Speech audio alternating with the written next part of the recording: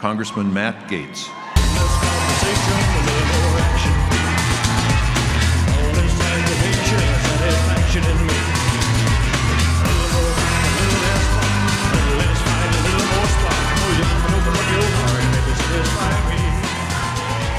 Thank you so much. Thank you.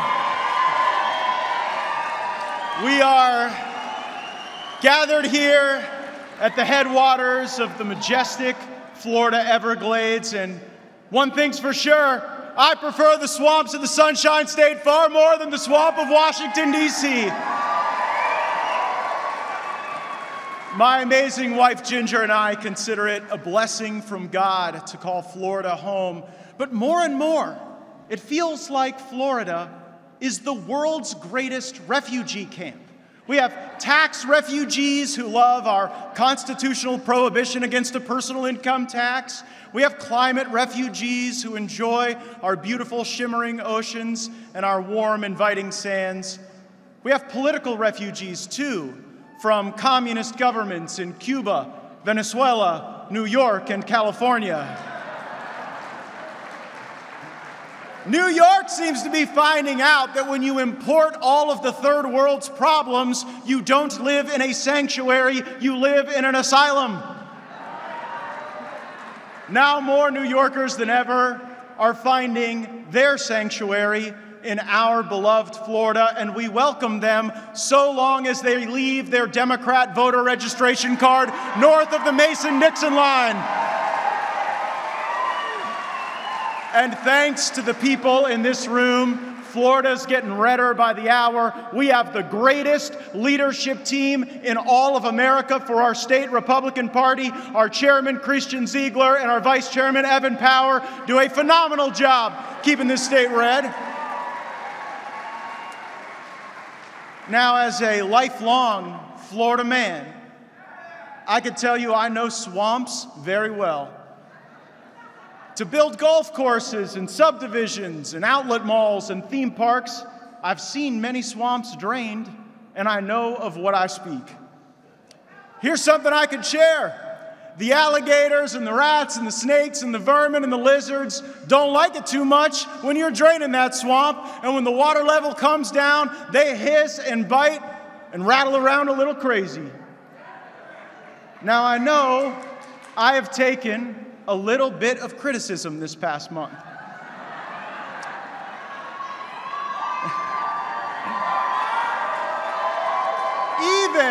Even the Wall Street Journal led with this editorial headline: "The Gates of Republican Hell." Keep in mind, this is the first regime change the Wall Street Journal editorial board has ever opposed. Maybe they would have been happy if I'd have found an extremist Sunni Muslim to become House Speaker. I understand why some of the rhinos and establishment Republicans are upset. People like Mitt Romney and Liz Cheney used to be important. Now, they are leaving the governance of the Republican Party to the actual Republicans. Oh. For too many years, the Republican Party was controlled opposition. Amnesty for illegal immigrants, intervention overseas, and selling out to corporate America drove the agenda. Well, those days are over. The Make America Great Again movement is ascendant. Mike Johnson is House Speaker, and Donald John Trump will be the next President of the United States.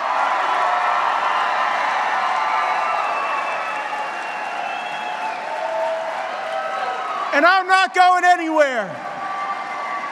To my doubters, I have this question. Did people actually believe we were going to take power away from a corrupted person like Kevin McCarthy, and the swamp creatures would just like it? Did you expect them to pack up and move? The lobbyists who owned Kevin McCarthy were never going to thank us on the way out the door. They weren't eager to leave their mud holes in the Speaker's office, but an extermination was necessary.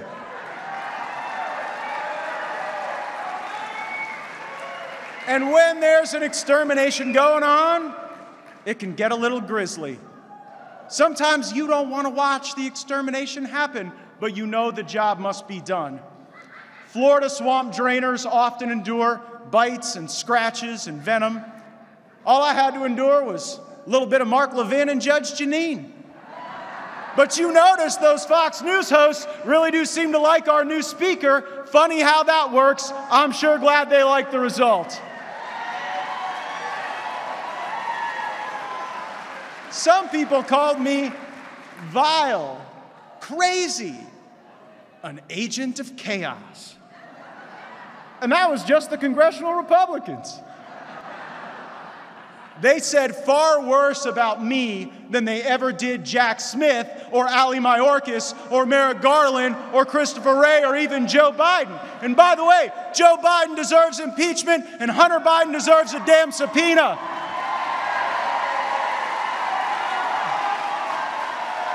Oh no, those rhino Republicans were so mad at me, but my sin wasn't deficit spending the dollar away or opening the border or arresting my political opponents. I did something far worse. I demanded that Republican congressmen actually keep their word to Republican voters. I guess I define chaos a little differently. To me, chaos is no budget. Chaos is an unaccountable administrative state. Chaos is a weaponized federal agency, everything from the DOJ to the FBI to the ATF, and I would defund every last damn one of them if we don't get them back on the side of our people. Chaos is voting on funding the whole government all at once. Politicians not naming post offices or passaging messaging bills for 22 days is not chaos. By electing Mike Johnson Speaker of the House, we will bring order out of the chaos of Washington, D.C. I know what I'm fighting for. I'm fighting for budgets that balance. Our nation's debt right now is growing faster than our economy. We are jeopardizing America's future to fund wars and nonsense in the federal budget. We fund English language classes to professional transgender women makeup entrepreneurs in Nepal. We are borrowing money from China to fund transgender businesses in other parts of the world, and we do it while our leaders tell us that makes us stronger. My friends, America is not the world's police force, and America is not the world's piggy bank. There is no shame in wanting to put the people who live in this country first. I care more about the people in East Palestine, Ohio, than I care about some fake concept of Palestine in the Middle East. I care about what's going on in Maui, what's going on all across America, where liberal Democrats have let the people of our nation down. There is no excuse for not getting spending under control. The rampant spending that is behind this inflation is making life unaffordable for so many. Inflation has gotten so bad that foreign governments can no longer bribe Democrat senators with U.S. cash alone. They have to send gold bars just so that the bribes hold value. But it's our fellow Americans who are spending more than $700 a month more than they were just 2 years ago for the same goods and services. 61% of this country right now, including probably many of you, living paycheck to paycheck. But when the paycheck doesn't stretch for the pay period, more Americans are turning to credit cards. Our debt is driving up the APR on those credit cards, and we now see more delinquencies than at any other time in the last decade. This inflation crisis is happening because we have a corrupt system where money is spent without itemized review. Just imagine if your wife turned to you and said, "Quick, let's spend $100,000 right now for the next year, or we have no food." The budget process is like this because powerful people buy off politicians to have influence. Our chaos, our challenges are nothing more than their next lobbying contract. I had no choice but to make the change we made because of the challenges and the gravity of those challenges that we face.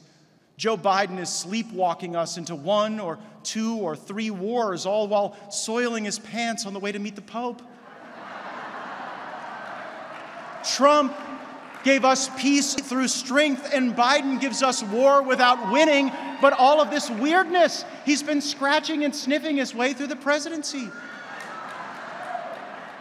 You deserve better.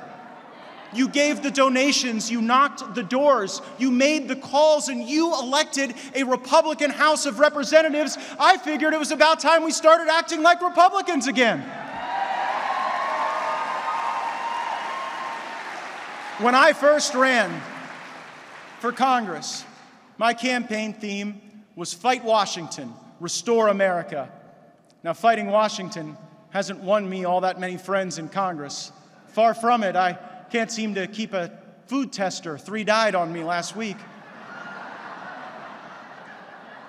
But fighting Washington has won us a new conservative speaker. Fighting Washington has shown the swamp creatures that they don't win every time, and they're not going to keep getting away with breaking their promises and paying lip services to the true conservatives, making sure we win elections. Fighting Washington has restored some modicum of power back to we the people. And I'm just getting started.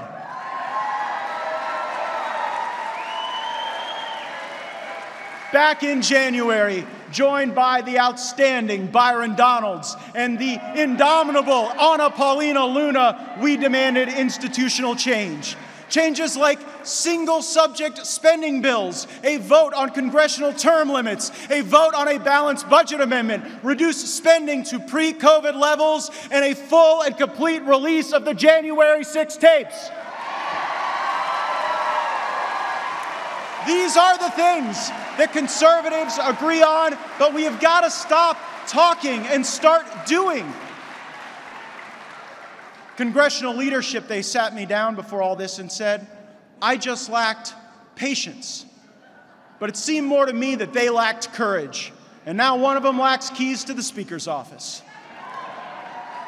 I want to spend all of my time fighting Democrats and their radical destructive agenda. They break everything they touch. The economy, the border, even gender. They broke gender. If you would have told me that we would have these things going on today when I first got elected, I would have said you are crazy. But when Republicans keep acting like Democrats, I will be in the battle with you and I will fight them too. I oppose most regime change abroad, but it was necessary to conduct a little regime change here at home in the People's House. And I promised 2 things. We would have a speaker more honest and a speaker more conservative than the California lottery winner. Now, Florida alone is responsible for 4 additional Republican congressmen. Without those wins that we got here in Florida, Nancy Pelosi would still have power today. And then I did what I had to do. So I guess in a way, you could say that it was Florida that led to the firing of not 1, but 2 liberal California speakers. Mike Johnson is a great conservative. He is a proud Christian who cares about the Constitution. And we won't agree always, but the mainstream media is correct when they call Mike Johnson the most conservative speaker in history. Put another way, it was entirely worth it.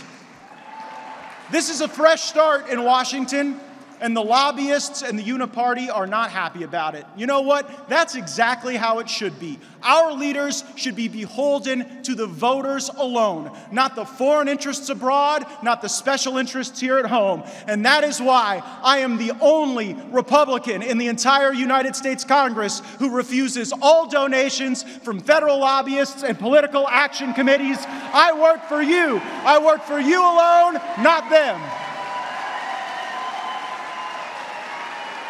Know this about power in Washington, D.C. You only get it if you take it. Folks can brandish the titles, get the big stabs in the fancy corner offices, They can even spend their time toiling on busy work masquerading as legislating. But the real power, the stuff that starts or stops wars, the stuff that will save or destroy economies, the stuff that will extend or end America's story, that power is more elusive. If you take nothing else from my remarks this evening, know this: our destiny as America First conservatives demands that we wield the real power. The swamp loses sleep over votes for speaker. You and I lose sleep over the 100,000 dead Americans poisoned by fentanyl. They're passionate about Ukraine's borders. I'm passionate about America's. They prefer a status quo that has destroyed this nation, and I want to go a new direction to save the country. Like Abraham Lincoln, I never claim that God is on my side. I humbly pray that I am on his.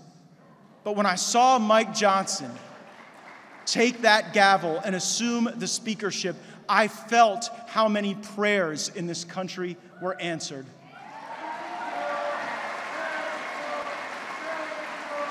Still in D.C. today, they say I'm not a team player. What they don't understand is that it's all of you who are my team. I'm on Team America, not Team Globalist or Team UN or Team Ukraine. My team doesn't bend to the lobbyists or special interests. My team counts actual wins, not just how many players wear our jersey, and I need you on my team. So keep praying and keep fighting. Both will make you stronger and more useful to the greatest movement and the greatest nation in all of human history. And if you are willing to take some risk, endure some criticism, and put it all on the line, then come fight with me. Our battle does not guarantee comfort, more like blood, sweat, toil, and tears. But we will not merely endure political pain, we will dish it out. It's time to fill the political graveyards with our enemies, not our ideas. More victories are on the way. God bless Florida. I miss the Sunshine State each and every day. God bless America. Thank you for having my back, and let's go get them.